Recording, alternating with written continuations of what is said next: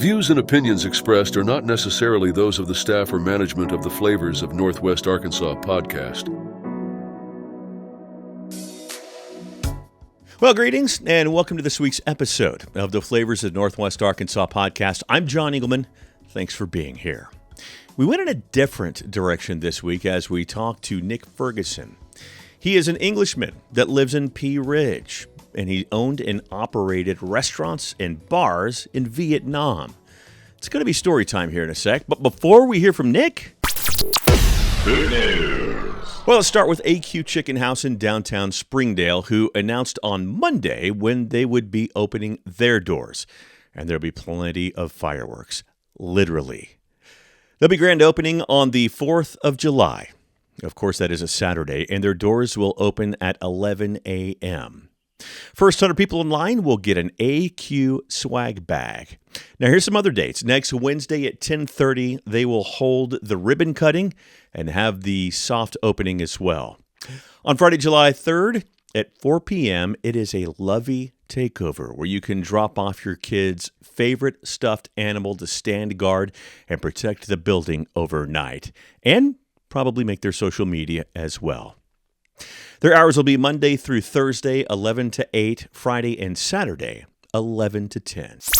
Well, fans of coffee in Bella Vista are probably already pretty familiar with the Vagabond Coffee truck at Tanyard Creek.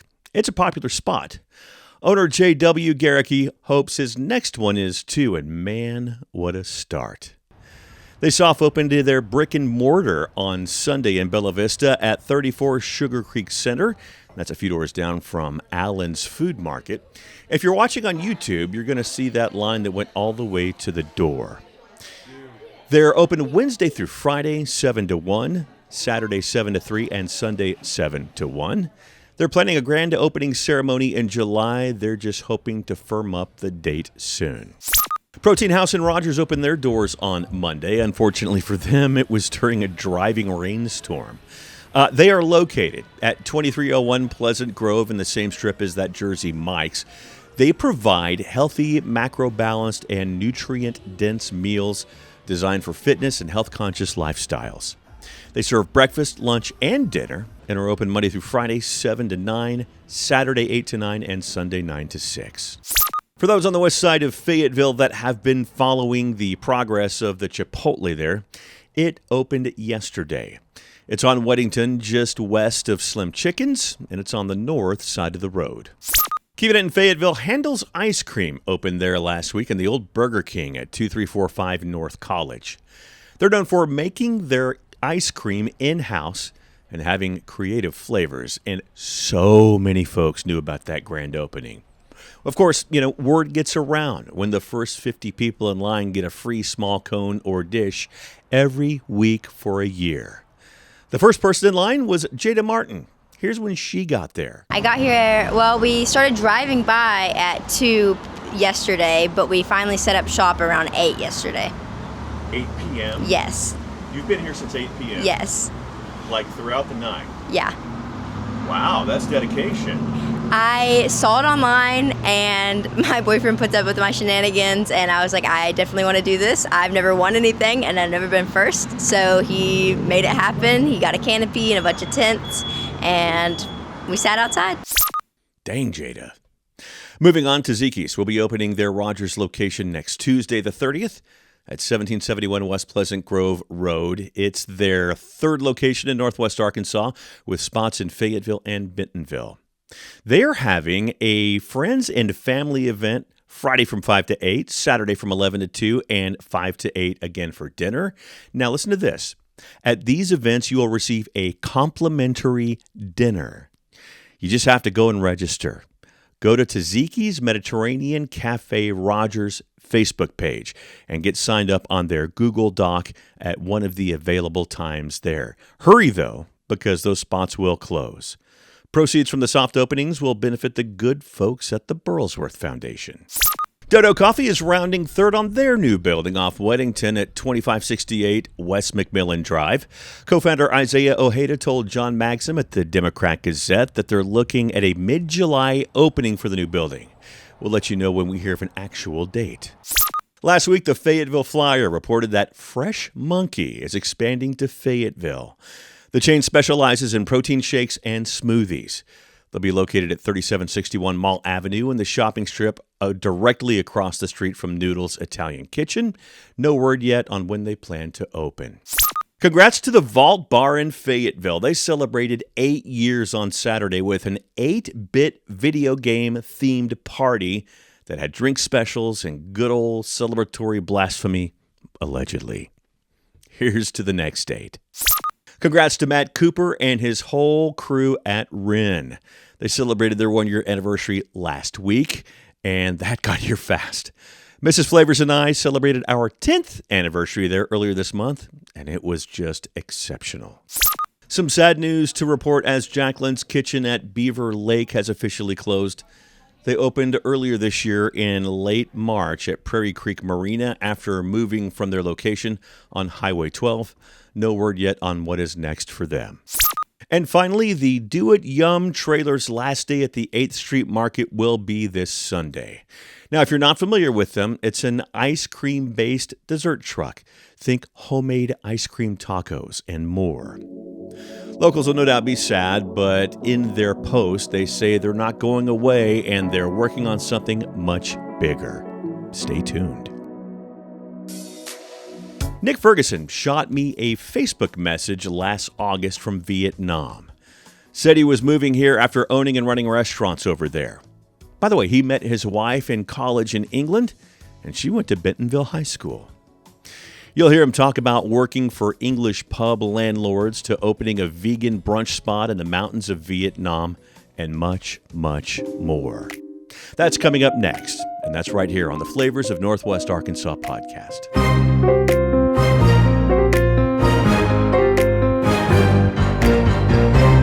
Well, the 4th of July is almost here, and you know what that means. Burgers on the grill, fireworks in the sky, and a bar and coolers that need to be stocked up right.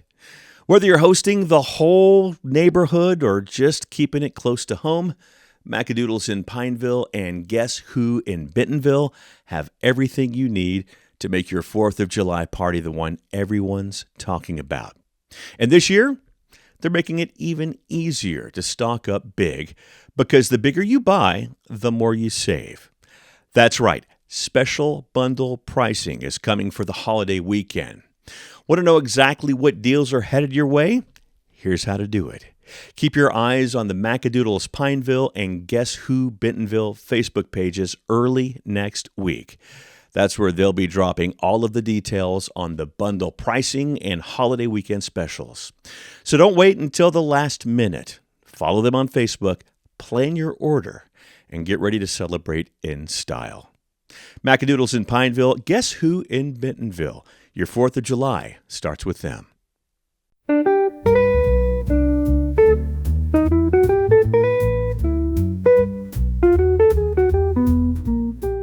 Welcome back. We are at McNelly Farms here in gorgeous Bentonville, Arkansas, and we are here with a man that's got a varied and a very colorful culinary past. Nick Ferguson. How are you, bud? Hey, I'm doing well, thanks. Good. For those that are listening and or watching, that's not a South Arkansas accent. No, it's not. I'm from London, England. Okay. All right. Perfect. So I'm glad you brought that up. You're kind of like me in the fact that when it was time to get a job and like a first job, not like mowing the parents' yard and doing all the things like that. Your first job, you wanted to get into restaurants, and that's kind of how it started for you. Yeah, so I was 14, and wow. I wanted some disposable income. Right. So I did what every other motivated 14-year-old did and wrote a CV, and I walked down the high street in the town that I lived in. Okay. And I gave it to every single business. A funeral home, pets. CV. Resume. Oh, okay. All right. Sorry, Nice. forget that. No, you're Englishism. good. You're good. So yeah, I walked down the street. I went into every single place. Nice. Gave them my resume. Yeah. And eventually a little coffee shop, cafe said, okay, we'll take you. We'll take you in the back washing dishes. That's how it starts. Yeah. That is how it starts. And I think that place, it must have been about 8-foot by 8-foot kitchen. Oh, gosh. It was tiny. It was like just a food truck. Yeah, it was like a food truck. It had a domestic dishwashing machine that took 2 hours to cycle and electrocuted me. No.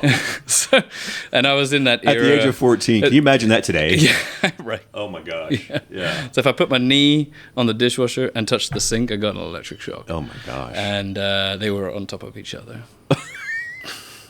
There are certain laws that would make that impossibility today. Make it an impossibility. Well, those were the good old days. That's right. That's it. That was the old wild, wild west, as they like to say. So, washing dishes. Did you progress through the ranks at this coffee shop? I every now and then I was allowed to brew a coffee. Okay. Every now and then I got to make a cappuccino. Did you like coffee at 14? I think I like the idea of liking coffee. Oh, for sure. For sure. It's like a grown-up drink. Yeah. So, was it something to where you would have your parents' cold coffee that was left over? You're right. As or a kid? To eat the foam off my mum's cappuccino. Yes. That was always a treat Nice. when you go to the park and get Heck to yeah. eat mum's chocolate foam. So after that, as you're continuing to be in your teens and pre-college, were you sticking with restaurants? Was that kind of the idea? Yeah, so I went from that place and then ended up moving down the road to a cafe. Okay. The cafe was run by a local church, and so they set that up as a place to go and meet and greet, and I got a job as a barista there. Okay. All right. So you're finally in the coffee. Yeah, so I got into the coffee world. Right. Again, it was a small place. You're Sure. doing every job. Sure. Absolutely. All right. So how did you learn it all?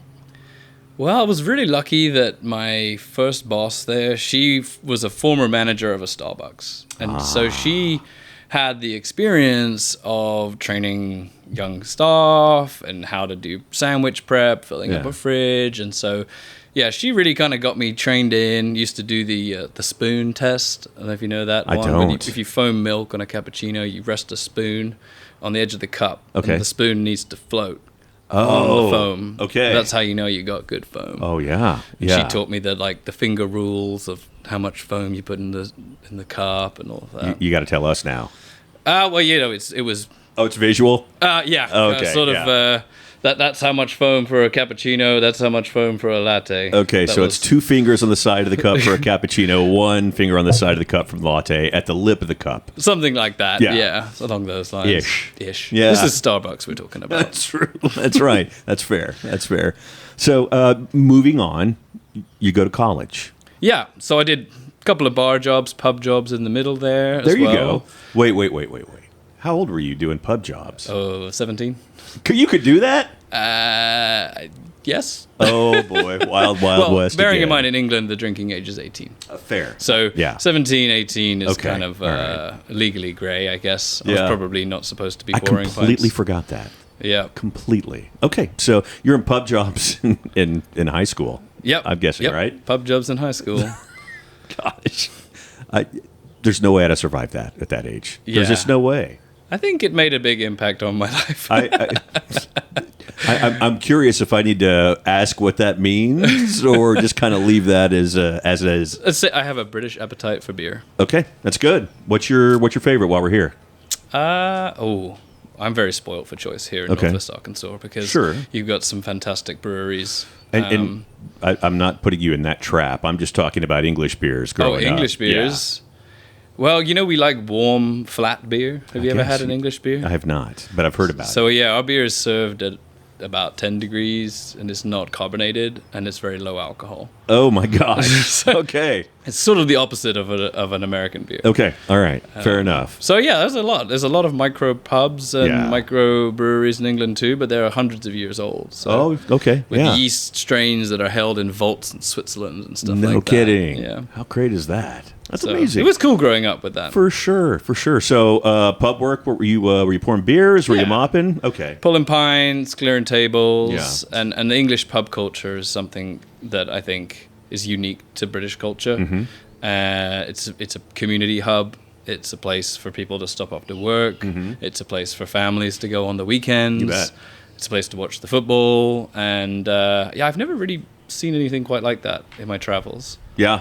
And I mean, here it's stuff we see on TV, and I think you can kind of get a gist of it, especially when you're watching like, and I hate to sound trite here, but the bar outside of Wrexham. You know, I don't know if you've watched any of Welcome to Wrexham, but you kind of get that feel. And you never know if it's manufactured or not, but you feel like it's not.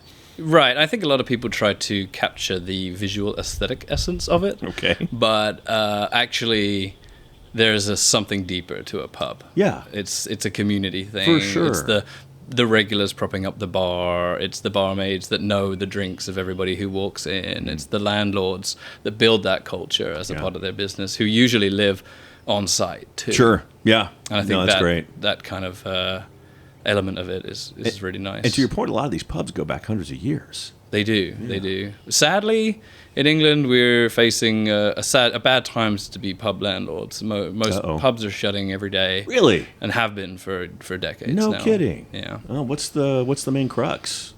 Generally speaking, rising costs. Oh, like everywhere. Higher taxation. Yeah. And probably just the lower drinking population too. Absolutely. Younger folks don't tend to drink after work 2 beers the way that their older Sure. generations did. You see that here too. Yeah. That's very much happening here. Well, you get to college. Tell us where you went. I went to the University of Leeds. Okay. And I studied political science. Okay. All right. As every good restaurateur does. Yeah, right. Got to deal with politics. I mean, you got to, right? Right. So you're there, and I guess the working continues in restaurants, right? Yeah. Of course, when you're at college, you need some income. So I had a nightclub job, and then later some cafe work, and I also worked at a hotel and restaurant as well. Okay, all right. Ooh, the hotel restaurants, that's a different ball game than regular ones. They have they kind of have to be there, and they get a little more runway, I think. Right. It's non-inspirational food. Can be. Unless you're at like a high-end restaurant. It's like you said, it's serving a function. Right. It's the all-you-can-eat buffet breakfast style, American breakfasts, and then your dinners are just for like lonely traveling workmen. For sure. So what did you do at that one? I was also a barman. Okay. Predominantly. We had a pub on site. So you had a different person. You probably didn't have regulars. We did have a few. Have a few? Yeah, I guess in the just neighborhood. Where we were in the area, we were the only pub for a fair distance. Okay, that makes sense. All right, you got a lot of new faces. Yeah, come and go in and out. Yeah, a bit of both, which is nice. Having a rotating stock of customers makes life a bit more interesting. Especially when they can ride off a lot of the stuff, right? Right. That helps. Okay, so you're at the university, and that's where you meet your wife. Absolutely. Yeah, we were both skipping class. Okay. And turned up late for our lecture and met outside. Where was she from? So my wife's got a, I guess, somewhat complicated life story background. Okay. All right. She's American. Okay. But was raised in England. That's the short story. Okay. All right. Is she is she from here, or have an element family from here? Do I have that right? Yeah. So her dad relocated here when she was about 16. Okay. All right. So that might come into play here later in the story. Yeah. As it were. All right. So you guys get through college, and I guess a year after college, you're thinking, let's blow this popsicle stand. Let's get out of here. So I'll give you a little bit of a backstory to that, because my degree was 3 years and my wife's degree was 4. Okay. So there was this 1 year gap between me graduating and her graduating. Gotcha. And during that time, I thought, well, in a year from now, I'm going to be going down the corporate ladder, be suited and booted, making some money in a bank or whatever it is I'm going to do. Sure. So I decided to take that year to do all the things I thought I'd never get to do again. Yeah. Which one of them was working in a cocktail bar. Okay. Being a mixologist. So I went and did that at a Hilton. And the other one was working in specialty coffee. So at that point, my coffee hobby had started to get more expensive. Yeah. I bought my first grinder, and I was using an AeroPress and buying fresh beans. Yeah. Starting that journey saying, oh, we'll never buy a temperature-controlled kettle. Well, I'll eat my hat on that one. It's a different ballgame now. So I got that. I worked at those 2 jobs, which again, both very F&B related, Okay. both relating to being a specialty in the craft. And eventually I decided to start pursuing a real job. What does that mean? Well, I don't really know what that means. Yeah. Like, I still don't know. I'm 35 now. I still don't know what it means. But in my mind, I have a podcast. I don't know what that means, right? it meant going to an office, and Okay. I was looking for marketing jobs actually at Gotcha. that point in time. And so I lined out my first interviews and did that, and my wife turns around and goes, "I would like to go backpacking." Oh. And I was like, "What do you mean? You've been telling me for months now that I need to get a real job. And I finally getting these interviews lined up, and you're telling me you want to go backpacking?" And she was like, "Yep." So I did that at 18. Okay. I went and lived in Australia. Oh, okay. And I Wow. had the experience of backpacking, and I kind of didn't want it. I wanted to be a big boy and put on my big boy pants and make money. I also feel like once you backpack, you backpack. Right. Right? Right. It was a checklist, and I was glad I did it. Yeah. But anyway, she said she would go without me. Oh. So the decision was made for me, and it was probably one of the best decisions I ever made. That's great. That's great. What did that lead to? So, scratched the interviews, booked plane tickets, Yeah. and we ended up traveling around Southeast Asia and Australia and New Zealand. Okay. All right. So at that point, you're done backpacking. What are we going to do now? Well, okay, so we're still backpacking. Okay. All right. We're 6 months in. We've been on buses every day of the week. Gosh, 6 months? Yeah, Ooh. we'd planned maybe 8 months, Okay. so we were kind of reaching towards the end, but we were exhausted. We were on $20 a day for 2 of us. Oof. As our budget. Oof. So we were really staying at like the cheapest places, eating the cheapest food we Yeah. could, and I would think that gets old. yeah. Yeah. And so we landed in Vietnam. That was the next spot on our list, Okay. and it was just so affordable. I mean, it was not even $1 for a beer. That's great. It was $10 a night, got us an air-conditioned room, which we Wow. hadn't had in our trip, really. Wow. So it was, it was cool. We loved it. Yeah. So pretty good food scene there, too, side note. Absolutely. Yeah. I mean, Vietnam is famous for its food. Sure. And it's fresh, it's everywhere, it's prolific, and it's very affordable. You ever see Anthony Bourdain's episodes from there? Yeah. That he I had? mean, you watch that's enough to make you fall in love with Oh, Vietnam. 100%. 1,000%. And it clearly had a huge effect on him. Right. No question right. about it. Yeah. So you guys decide to prolong your stay, I guess. Yeah, so we were sitting in a bar Okay. on the Backpacker Street, which has now turned into a crazy nightclub area. But back then it was quaint, little plastic chairs on the road. And what year would this be? 2015? 2015. Yeah, okay. 2015. Gotcha. So we're sitting there drinking a beer, and some guy comes up to us on the street and asks us if we want to be English teachers. We were like, okay. We know English. How much money do we make, and where do we start? Yeah. And at that point in time, the goal was make us enough money to prolong our trip. Sure. So we were thinking $20 a day. Well, we were making $20 an hour. Oof. That's every hour is another day of backpacking. Yeah. And so we just worked as hard as we could. Yeah. And we just shoved as many hours in the day as we could, and just banked all the money that we could. What was it like having a job at that point after backpacking for 6 months? And, we talked about a real job. Yeah. What was it like having one at that point? Oh, man. It was quite an experience. When I Kinda think shakes you back into it, on right? A little well, bit? like the way that English language teaching is overseas, especially in Southeast Asia, is you are somewhat of a performing monkey.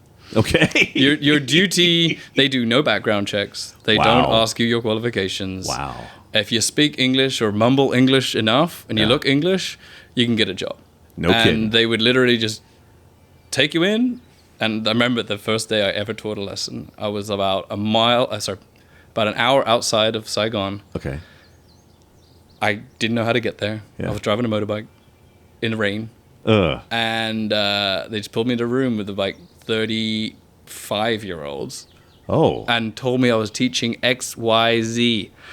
Can you imagine of all the letters of the alphabet to get on your first day teaching? Oh, ever? no. I was like, and I've never taught before. I didn't know what I was doing. So were you able to speak the language at that point? No, I'd only been there like 2 months. Oh, no. How does that work? It didn't really. No, I guess, I was like, looking at the teaching assistants. What do I do? X is for xylophone. Yeah. Right? What else? Yeah. What else? Oh, my gosh. Hey, trial by fire. Yeah, for sure. So, like, no actual curriculum. They just tell you those 3 letters and go? Pretty much.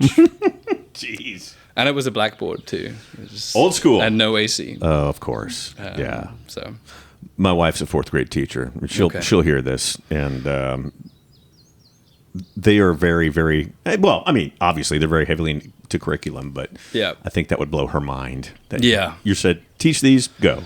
Yeah, later on, as I got better jobs and Okay. professional schools, Sure. they do have curriculums. Right. They're all So you stayed with teaching English for a while. We did it about a year. Okay. Yeah. All right. And dipped in and out of it over the time. Gotcha. So as you're dipping out of it, what are you thinking for the next step for you guys? So we landed in Vietnam with an intention to work and leave. Okay. Work there and then backpack and then go home and start Gotcha. our careers. And after a year of being there, we fell in love with the place. Yeah. The cost of living, the freedom. And this might shock some of your American listeners. Okay. But despite it being a communist regime, it's probably one of the biggest free markets I've ever seen in my life. Interesting. It is entrepreneurial at its heart. And the Vietnamese culture is very much about just grift and work, and it was quite inspiring. Yeah. Coming from England, which is somewhat of a stagnant country, people have very low aspirations, I feel. Okay.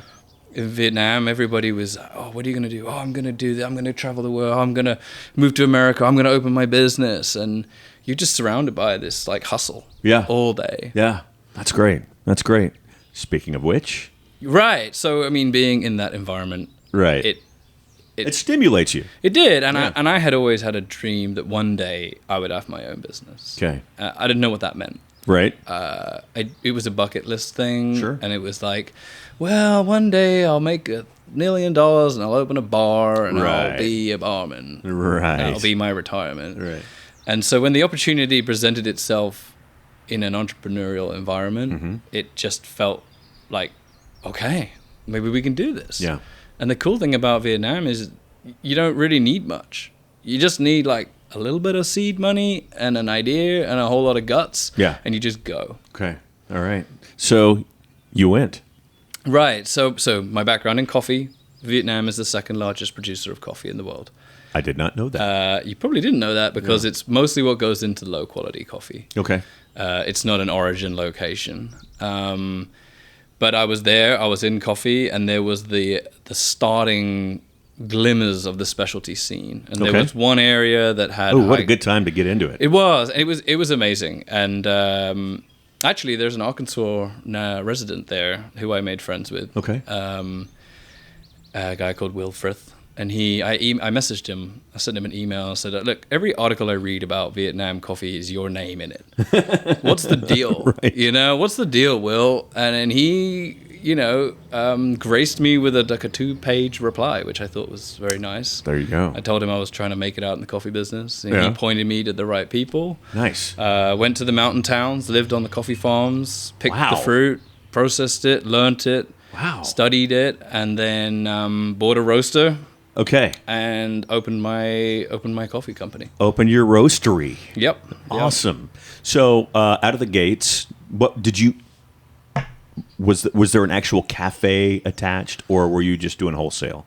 So the idea was more tourism based. Okay. So the idea was we're a roastery. We will get contracts later. Yeah. But we wanted to be like a coffee themed hotel. Okay. With a cafe, obviously, because you got to sell your product. Sure. But then also to be doing tourism out to the farms, so and education. So I would, bring people in, sell them a tour. They had a place to stay at the hotel, and then we would take them out and do multi-day tours on the farms. Nice. All right. Great. So how long did that one go before you were thinking about?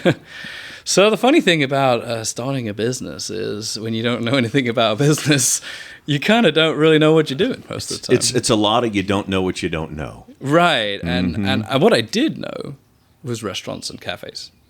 And I swore I would never open a restaurant or a cafe. I said, I'm going to open a wholesale coffee business. What a beautiful instinct. Yeah. This is what I'm going to do. And I know nothing about the wholesale coffee industry. Right. And I know everything about the restaurant and cafe industry. So inevitably, we ended up becoming more down the lines of a cafe. Yep. Our hotel kind of turned into a hostel. And Gotcha. people staying at the hostel needed to eat. And we decided to cook them food. Okay. All right. So, now, how many rooms was this? We had about seven rooms, Okay. but 2 of them were dorms. Okay, so kind of, I don't want to say boutique, but... Boutique is kind of close to, Okay, yeah. okay, all right. Micro hostel, maybe you might call it. Okay, that'll work. I'm Yeah. with you there. All right, so that gets going, and you've got your cafe. You're going. I'm assuming you got a little bit of an itch to... I think I want to start something else as well. Yeah, so we became well known in the town for the food. Okay. We were solving a niche, which was brunch. Okay, all right. So brunch was what we did that was not other people were not doing in our town. And Gotcha.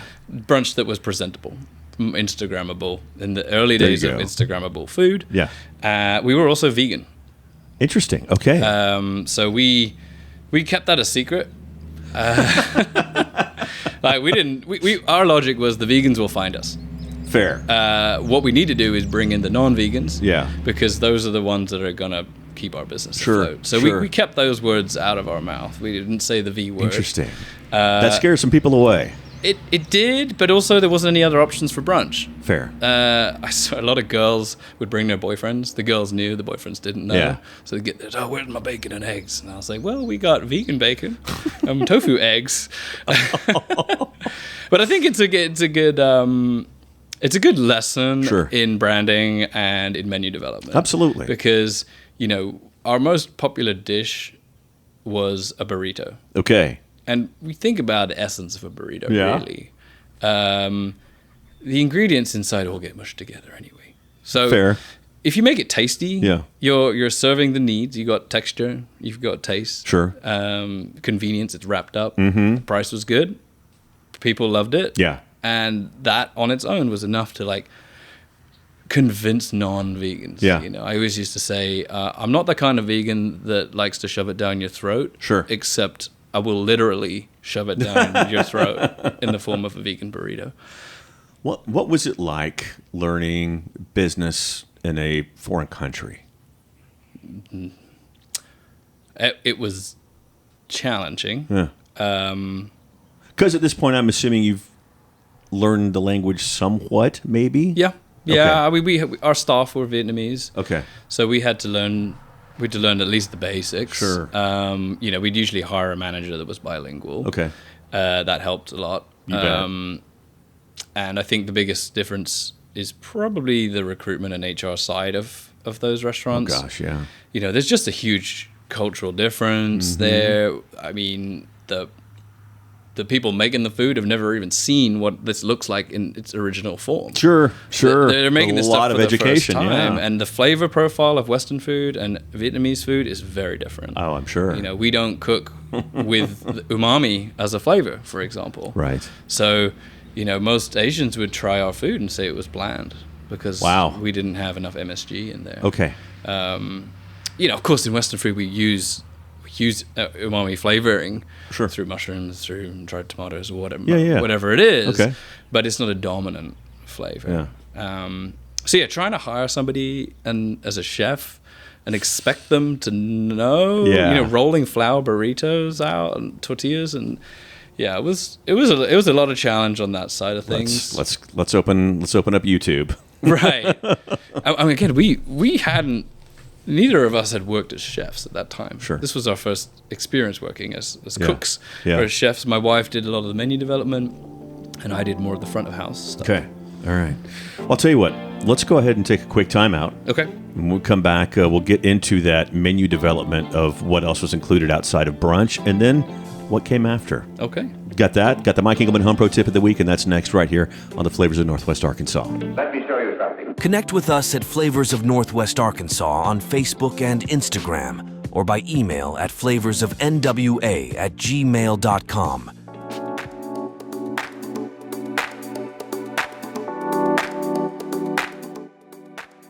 Well, all right. It is time for the Mike Engelman Home Pro Tip of the Week, and for that we go to Nick. Sir, what is your tip?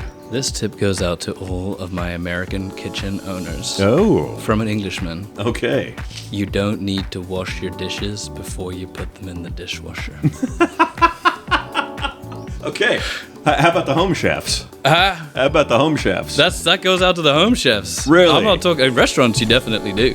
Yeah. At home, just put them straight in. I know that it feels wrong. Yeah. I know that it feels wrong, but sometimes the things that feel the most wrong are actually the best. What's the line? If that's wrong, I don't want to be right. Right, exactly. We'll be right back. Your story doesn't have to end. As an organ donor, the good in you can live on. In fact, you can save up to 8 lives through organ donation. Sign up to give the gift of life after you're gone. You'll be happy you did. Just maybe, someone else will too. Sign up online today as an organ, eye, and tissue donor at organdonor.gov. It saves lives.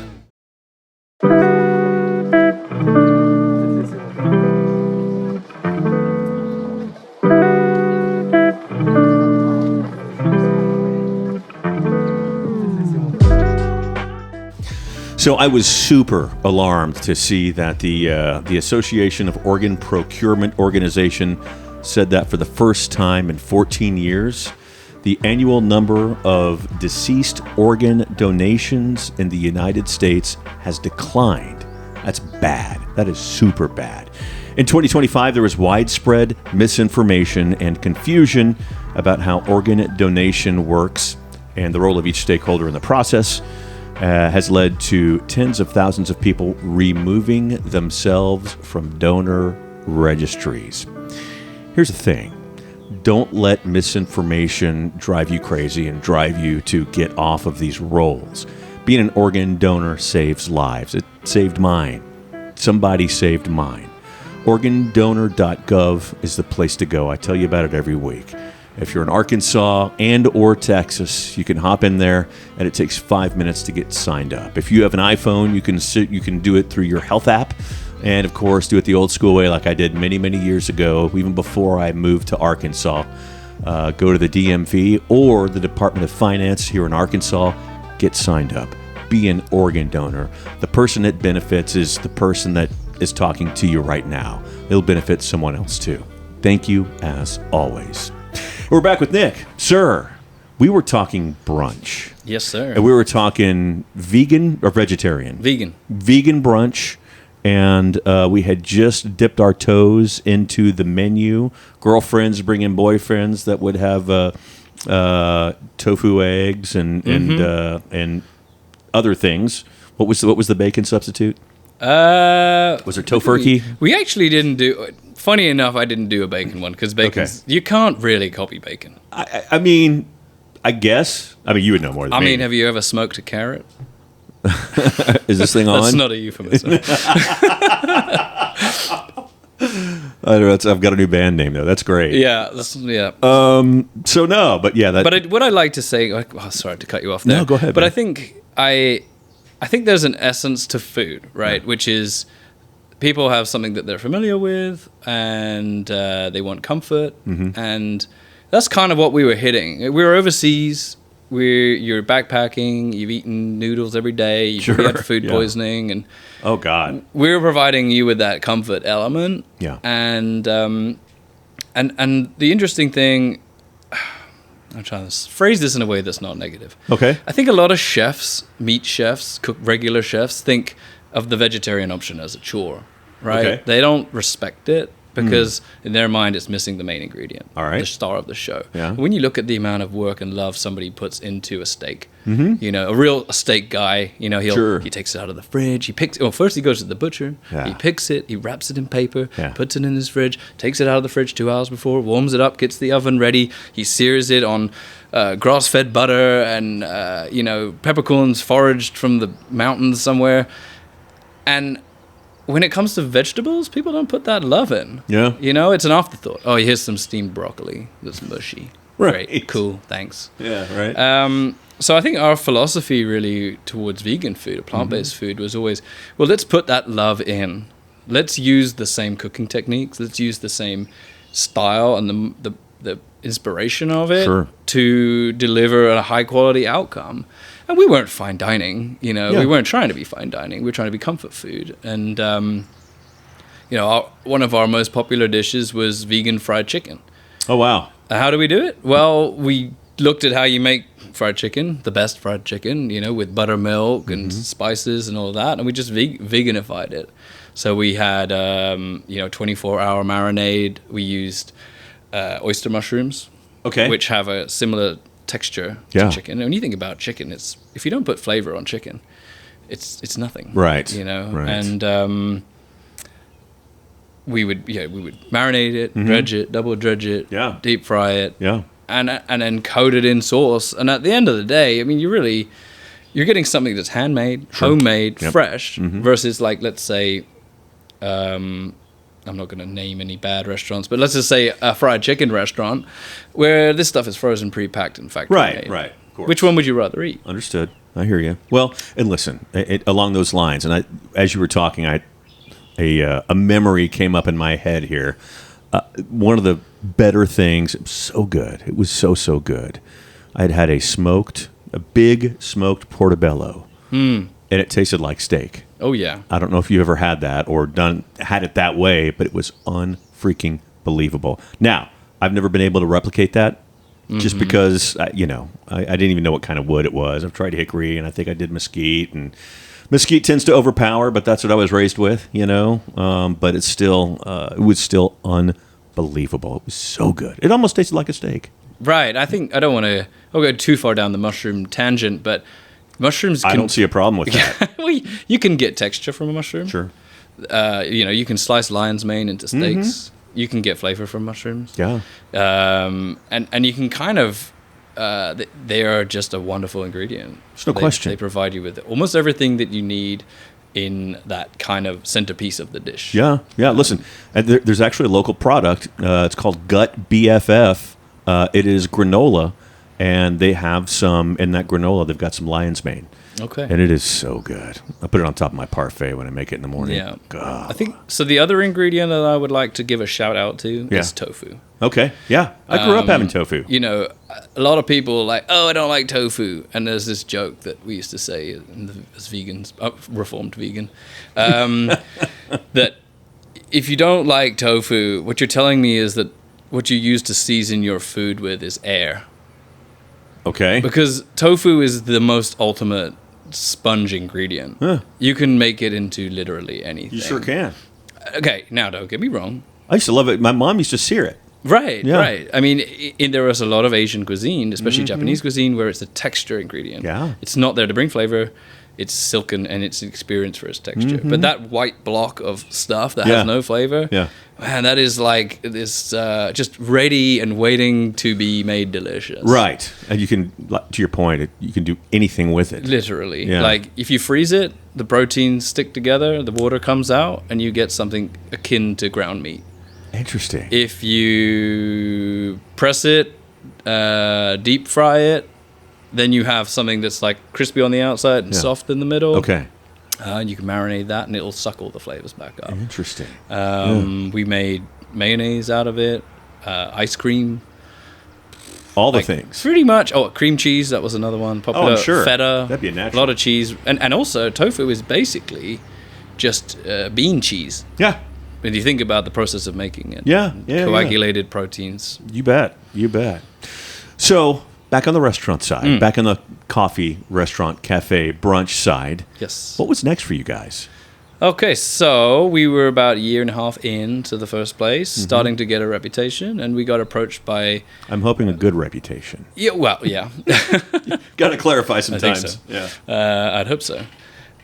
We were approached by somebody looking to find a managing partner for a restaurant that he also wanted to be plant-based. So that was, again, the leading factor, and that was framed as a yoga studio / healthy eating. So Okay. it was much more, whereas our first place, brew and breakfast was what it was called, was much more comfort food, American comfort food style. This was like healthy salad bowls. Okay.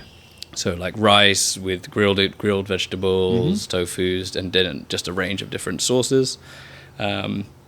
Floor seating. You sat on a little cushion. Interesting. Okay.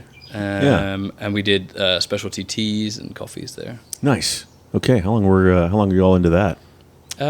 We did that the best part of a year. So, were you, as an investor, were you guys a little more hands off there, or was that something you got into? We were the operators. Oh, I on see. That one. I see. We, Okay. we were not investors, actually. Okay. We were the opposite. Okay, on that. gotcha. So we went in as partners, but we didn't put up any capital. Understood. Did you get into the yoga part of it at all?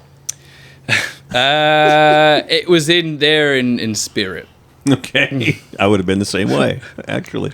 Yeah, vending days are over for me. Okay, great. So you have that going, and is the brunch place still going? Or? Brunch Base was going Okay. as best as it ever had been going. Oh, really? Yeah. Okay. It was 2019.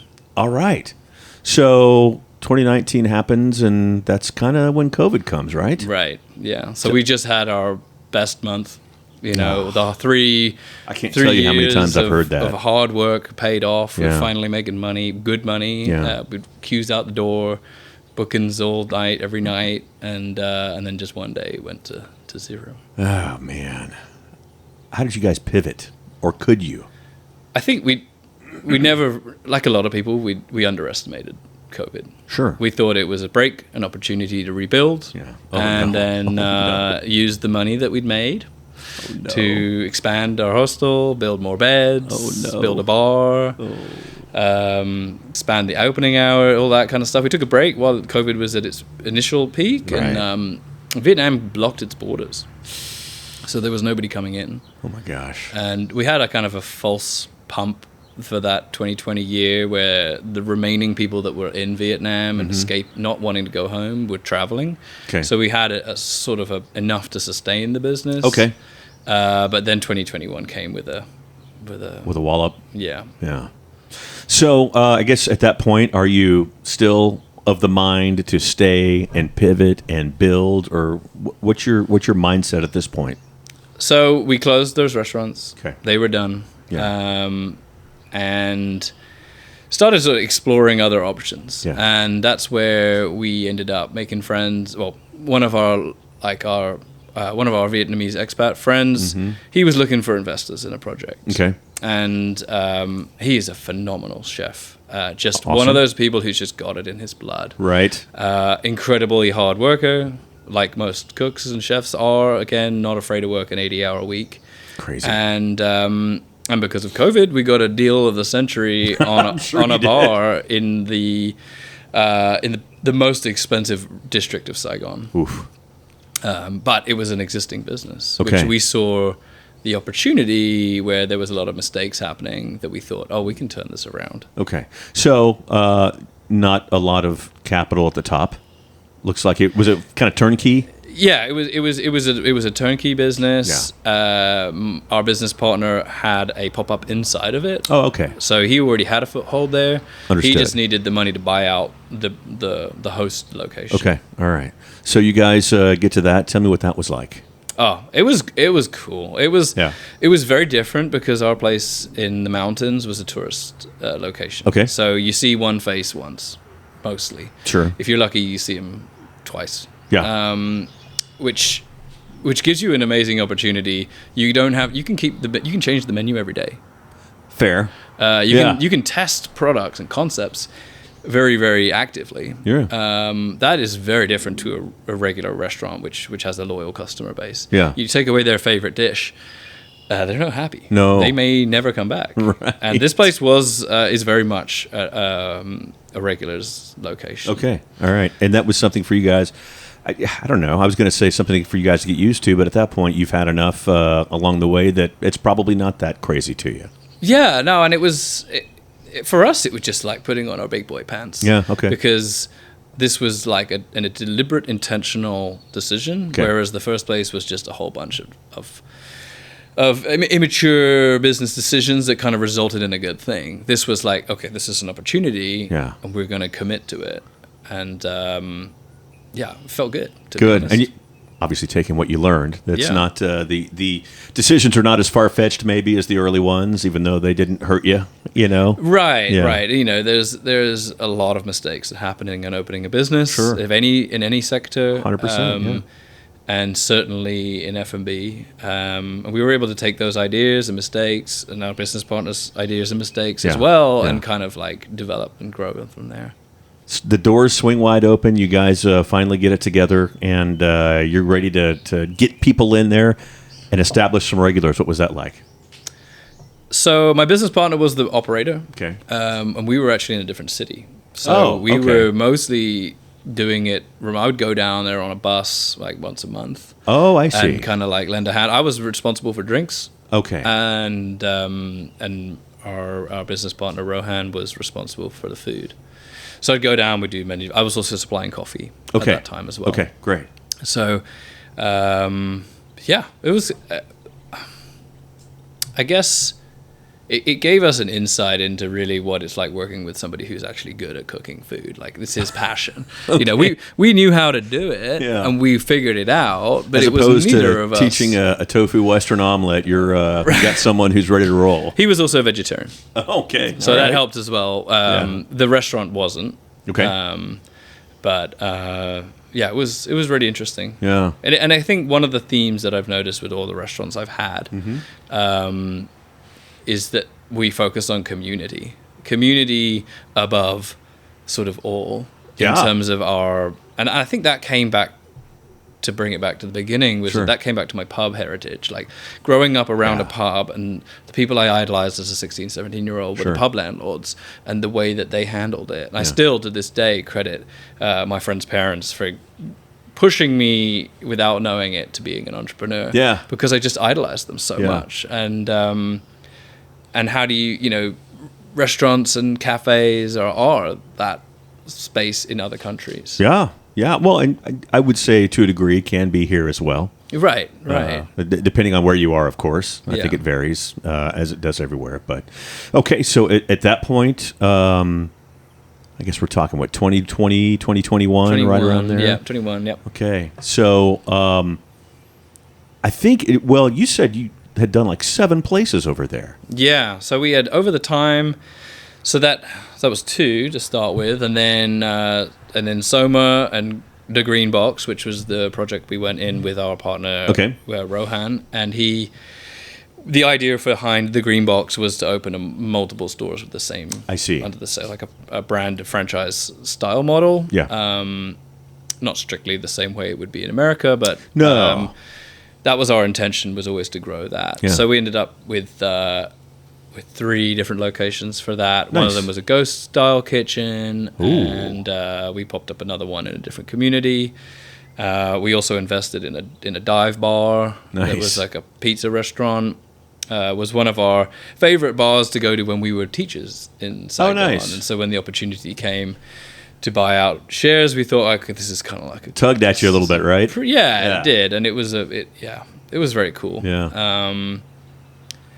And then, I'm skipping forward a little bit here. Okay. But in the middle of all of this, Yeah. my wife and I had a kid. Oh, all right. So we decided to relocate to a new town. Okay. The town we were in didn't really have like facilities for families. So Okay. moved out of the mountains to the beach. We lived in a town called Nyechang. Nice. And we got to this city. We kind of like, we don't really know anybody here. Right. Did you get an air-conditioned room? We had a villa. We had a villa in a gated Pardon neighborhood. me. It was lovely.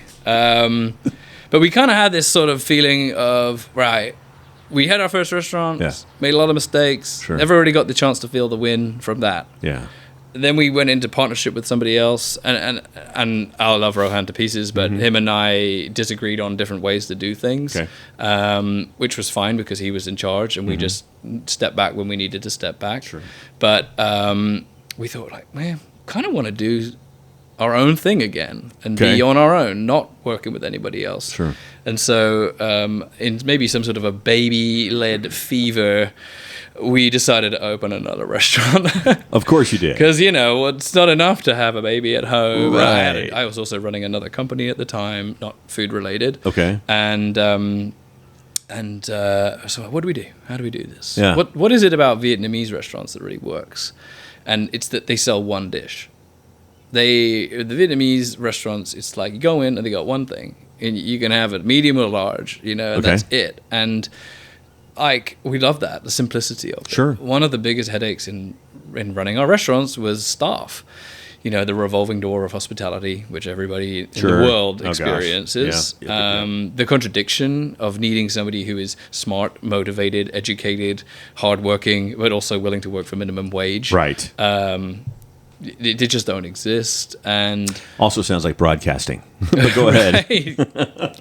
Yeah, so we just we were like, okay, how do we address these? Well, we keep it simple. Yeah. We keep the menu simple, make it so that any idiot can make the food. Yeah. I always used to joke that if I could have a touch screen, I would have had a touch screen instead of staff, because that's how simple we wanted it to be. And we were like, the only way this restaurant will work with us having a young child is if it works without us being involved. And that was the fundamental principle of this restaurant, was build it, plan it, and get out of it as quickly as we can. Yeah. Because that was the problem with our first place. Oh, we were just there every day. We were the brand. So we're like, how do we catch our essence of what we are and put it into a brand, not into us? And so how did you get to Northwest Arkansas? And that may be jumping a little bit at that point, but because you guys, how long were you doing that? So we opened Mr. Mac. Okay. Which was a mac and cheese concept store. Oh, that's what this one was? Yeah. Okay. I saw this. You sent this to me. Sorry. Go ahead. So Mr. Mac was, we just sold mac and cheese. Okay. That was the idea. Awesome. With chicken. We did end up doing chicken later. Yeah. We realized that mac and cheese was too niche for Asian market. All right. And then we added we turned into more American comfort food. Gotcha. But I would say, just to celebrate a win, we went from concept to open in about 6 weeks. Good grief. And I was out of the kitchen within another 6 weeks. So from 3 month period, it was basically concept to fully business that ran without me there. Wow. Which was cool. Yeah, it was great to have achieved that. Absolutely, I get it. Okay, so at that point, you guys are thinking about moving? No. Okay. We were thinking we're going to build this business up, okay, and then we're going to grow to like 10 stores, and we're going to sell it. Gotcha. Well, 2 months in, we find out we're pregnant again. Oh boy. And it was like, open another restaurant or have another child. Sort of, not that the child was optional, but I was about to say, yeah, right. It came out differently how it sounded in my head. Oh, good. So yeah, once my daughter came, started being brewed, we kind of realized that was probably our time. And we were 10 years in Vietnam at that moment. Wow. And there's only so many kids you could fit on a motorbike. That's fair, I guess, right? Yeah. Yeah. So it was our time. Yeah. And that's when we started making moves to come back home. Okay. So where was back home? Right. Well, yeah. So it was a choice. It was go back to England. Yep. Or apply for a green card for me and come over here. Okay. And I've been coming to Northwest Arkansas for 15 years. I've Okay. seen the change. I've seen the growth. And my in-laws have been trying to recruit us to come here every single time we'd come over here, we'll buy you a car, we'll buy you a house, we'll get you this, we'll get you that. Look how amazing it is. Let me drive you to all these new restaurants that we've got in town. It's not just one restaurant on the square anymore. There's a thriving scene. And we're like, yeah. Well, to their point. We're doing our thing. Yeah. Dad. You can't steal us from Vietnam. Right. But they did. Okay. They won. So, Kid number 2 was the turning point, I guess. Yeah, That she was the crux. Felicity was the catalyst. Okay, the catalyst. That's the Yeah, one I was looking for. yeah. That's exactly it. So you move here, and what was that? That was, gosh, not quite a year ago. Yep, September last year. Okay, that's right. What was that? What was that first step for you guys? I mean, obviously, place to live, the whole bit, but tell me. I mean, we landed here with 2 dogs, 2 cats, Okay. 2 kids, and about 6 suitcases. Wow. That was our whole life. That's it. Yeah. Gosh. And we moved to Pea Ridge. Okay. Shout out. Shout out Pea Ridge. Blackhawks. You're right. Yeah. I mean, I just fell in love with the place. Even just the first drive there. I'm thinking, is this a bit far away? You know, what's this? This winding roads. And then I'm just like, oh, this is the small town community that I really wanted from living in America. And yeah, I think we were just ready to be comfortable. Yeah. And 2 kids, 2 dogs, 2 cats. It was a lot. Yeah. It was a lot in Vietnam. Sure. It was a lot arranging it, getting the green card, doing all that was incredibly stressful. I'm sure. While selling all of our businesses and all of our stuff. Gosh. So getting here and imagine. landing in a house was just like, oh, wow. Finally take a load off. Right. Yeah. We can breathe now. Nice. So what is and what does she do now? So my wife's training to be a lawyer. Oh, wow. Okay. So she's in law school. Applying. Applying. Okay. Yeah. Gotcha. Gotcha. So she's working at a law office. She does bankruptcy law. Okay. All right. Well, what's next for you? What is next? That is a good question. Yeah. You know, I've just first 9 months here, I've just really been loving it. Yeah. Northwest Arkansas is a beautiful place. Sure is. Great place to raise a family. Yep. Great place to explore. And I guess I had a lot of ideas about wanting to open restaurants. Sure. I had a lot of ideas about where that might take me. But I really want to get to know the place. Sure. I don't want to jump in headfirst into something in a town and a community that I don't truly understand. Sure. I don't know where the gaps are in the market. Mm-hmm. And people have asked me continuously, oh, Nick, please open a restaurant in Pea Ridge. We really need it. And I'm like, That's a good point. we do need it. Yeah. It's not a great point. It's not a lie. I usually say to people when they say, oh, why'd you open a restaurant? It's like, because I hate money. You know? Right. I hate free time and I hate money. Yeah, and I was right. like, you know, I'm doing that a lot. I've done it. I've failed more times than you can count. Sure. I feel blessed for having counted all of those losses and the wins too. Yeah. About the losses mostly. Yeah. And it's tough. It's a tough market. There's a lot of great people doing a lot of big things here. True. But right now is a super. I see people opening up, and I'm thinking to myself, and you know, they're veterans that are opening up places, and I'm like, I hope they know what they're doing right now, because it's as tough an environment to be able to try to open something right now as I've seen is probably it. Yeah. Yeah. So, I mean, restaurants they're a funny beast. Yeah, man, are they ever? Because you opening it because you're a businessman. Yeah. In which case, open a McDonald's. Are you opening it because you're a chef? In which case, make sure you're working with somebody who knows how to run a business. Yeah. Are you opening it because you're a barista who wants to serve their own drinks? Well, are you going to sell food sort of thing? There's so many elements to it that, and at the end of the day, your margins are this big. Yeah, for sure. And it only takes 1 or 2 bad months to wipe you out. For sure. And we've seen that here. Yeah. Through the COVID, that kind of burned a lot of people. Yeah, it really did. It really did.